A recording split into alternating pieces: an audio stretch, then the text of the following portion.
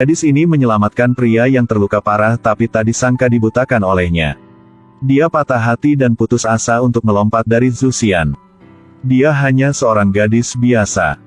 Hari ini, tanpa sengaja melihat pria itu sekarat, ia membawanya pulang untuk berobat. Setelah berbulan-bulan pemulihan, tubuhnya telah pulih. Keduanya perlahan jatuh cinta. Tapi gadis itu tidak tahu sang pria bukan manusia. Dia adalah Xiao Hei, pangeran dari suku surgawi. Dia membawa gadis itu ke surga. Saat ini, ia sudah berhamil. Tetapi jika dewa mencintai manusia, itu bertentangan dengan hukum surga. Ye Hua harus menyembunyikannya. Setelah melahirkan, dia akan memohon kepada Tuhan untuk menikahi gadis itu. Tak disangka bahwa selir Ye Hua menemukan keberadaannya. Tunggu sampai Xian selesai melahirkan. Selir yang jahat menggunakan trik untuk mengelabuinya agar pergi ke Zuxian. Melihat Ye Hua berdiri di belakangnya, terburu-buru bergegas ke bawah. Karena itu, selir juga menjadi buta. Ia dengan panik di depan Ye Hua. Memfitnah Xian mendorongnya ke bawah tebing. Kaisar surgawi awalnya menentang dewa dan manusia yang saling jatuh cinta. Ia memerintah untuk mencungkil mata Xian. Juga memaksa Ye Hua untuk melakukannya sendiri. Tapi selir masih belum mau melepaskannya. Memaksanya untuk melompat ke Zuxian lagi. Xian sangat sedih dan menamai putranya Ali. Dengan arti putus dan jangan bertemu lagi. Dengan Ye Hua untuk mengakhiri cinta. Awalnya, dia bilang dia akan melindungi Xian. Sekarang dia tahu Xian terluka.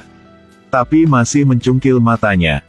Xian sangat patah hati dan melompat turun ke Zuxian. Kalau bisa memilih lagi. Dia berharap belum pernah bertemu pria ini. Dia berubah menjadi rubah berekor 9 yang jatuh ke Taman Persik. Ketika dia sadar, dia melupakan semua kenangan kehidupan masa lalunya.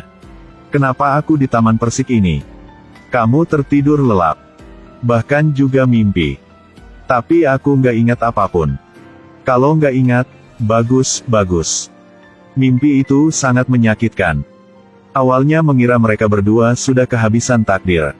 Tapi takdir selalu memang ajaib. Dalam kehidupan ini, dia adalah putri Tan Hao. Bertunangan dengan putra mahkota suku surgawi. Selama perayaan ulang tahun Raja Naga Donghai, Xian bertemu bocah.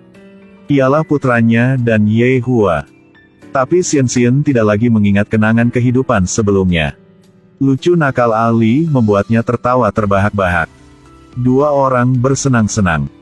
Seorang wanita menggertak Ali. Xian segera menyerangnya. Pada saat ini, Ye Hua muncul. Ia pikir Xian menindas Ali. Dia langsung menyerangnya. Selama pertarungan, penutup mata secara tidak sengaja jatuh.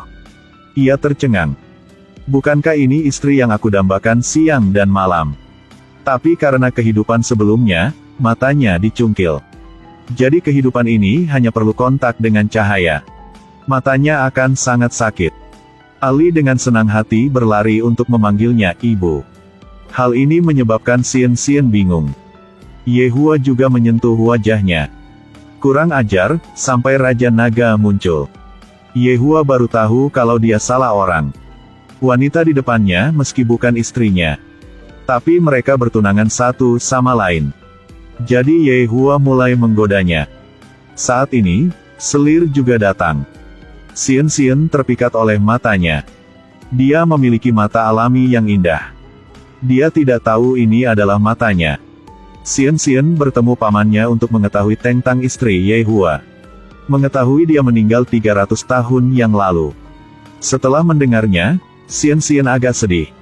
Ye Hua mau menggoda Xian, jadi ia membawa putranya ke Tan Hao. Siapapun yang mengejarnya tidak akan meninggalkan. Ia bilang ia menyukainya. Xian bilang ia tidak punya perasaan padanya. Dan menyuruhnya kembali ke surga dan menikahi istri lain. Bahkan jika 10 mil bunga persik terbakar. Aku hanya butuh bunga selamanya di hatiku. Mungkin Ye Hua sangat percaya diri. Jika selama ia tinggal di Tan Hao, keduanya tidak jatuh cinta, pertunangan akan dibatalkan. Xian dengan tegas mengatakan bahwa dia sama sekali tidak akan memiliki perasaan padanya. Jadi ia segera setuju. Keesokan harinya, Yehua dan putranya bersikeras memintanya untuk membawanya untuk mengamati sekeliling. Xian baik cantik maupun baik, jadi dia setuju dengan syarat mereka. Ajak kalian berdua jalan-jalan di kota Matya. Tan Hao ada banyak yokai di jalan. Mereka tinggal di sini. Yehua tanpa malu-malu memegang tangan Xian di jalan. Bahkan Ali adalah anak mereka. Yokai mendukung dan selamat mereka. Konon, ingin memegang hati seseorang, maka Anda harus tahu cara memasak. Yehua mulai memamerkan keterampilan memasaknya. Keterampilan masaknya sangat bagus. Xian terus-menerus memujinya. Trik ini sangat berguna. Hubungan antara keduanya jauh lebih harmonis. Yehua merasa bahwa dia harus mengambil kesempatan ini. Sampai malam, ia mau tidur bersama dengan Xian. Sungguh mengejutkan, dengan syarat absurd seperti itu. Ia pikir Xian akan memarahi dan mengusirnya. Tak disangka, ia segera setuju. Yehua lagi-lagi melampaui batas keinginan untuk memeluknya hingga tertidur. Xian yang malang jatuh di tempat tidur karena ketakutan. Keesokan harinya, Ali berdiri berjinjit untuk mengambil anggur untuk diminum. Xian yang baik hati tentu saja akan membantu bocah. Tapi toleransi bocah ini tidak baik. Ia baru minum 2 gelas sudah mabuk. Hal ini membuat Yehua sangat khawatir. Xian, bercanda harus tahu berbatas. Kamu memperlakukanku tidak peduli bagaimana ku bisa mentolerir.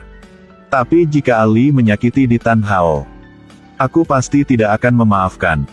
Kata-kata Yehua membuatnya berpikir lama.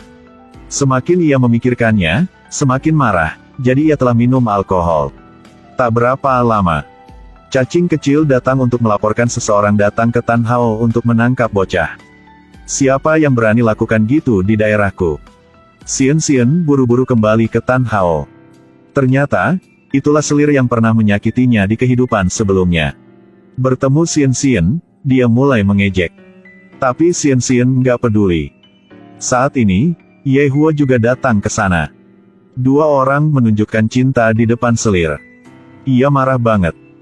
Agar membalas dendam Xian, dia akan bekerja sama dengan putri ras iblis. Seseorang yang ingin melenyapkan musuh. Seseorang yang ingin menghidupkan kembali anaknya. Keduanya kerja sama.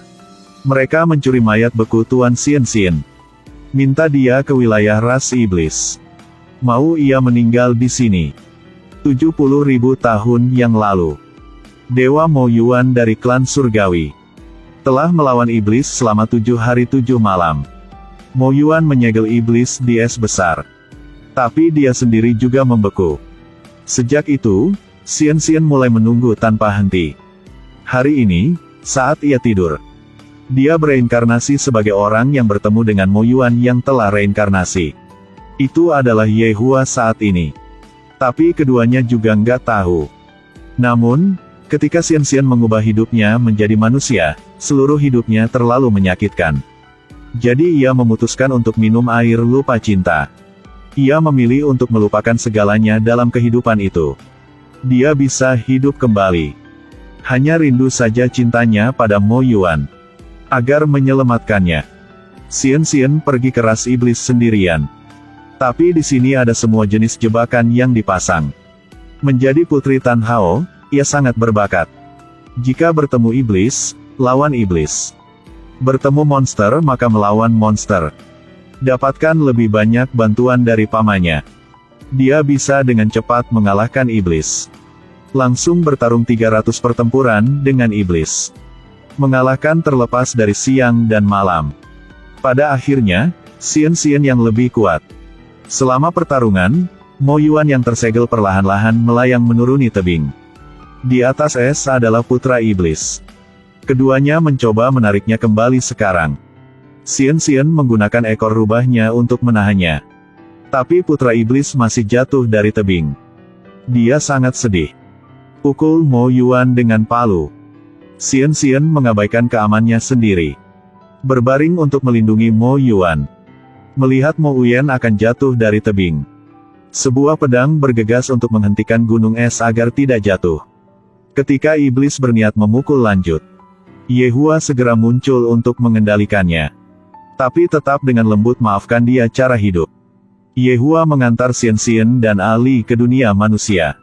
Xian selalu merasa bahwa segala sesuatu di sini sangat familiar. Ia tidak tahu mengapa hatinya sedikit sakit. Adegan samar muncul di kepalanya. Yehua menceritakan kisah dia dan istrinya. Xian tersentuh dengan kisah cinta mereka. Ia agak sedih. Pada malam, mereka melepaskan lentera. Xian selalu merasa seperti dia melupakan sesuatu. Saat ia berdoa, ia telah berdoa keinginan yang aneh seperti kehidupan lampau. Semoga sejati San Seng San Si Si Li Tao Hua.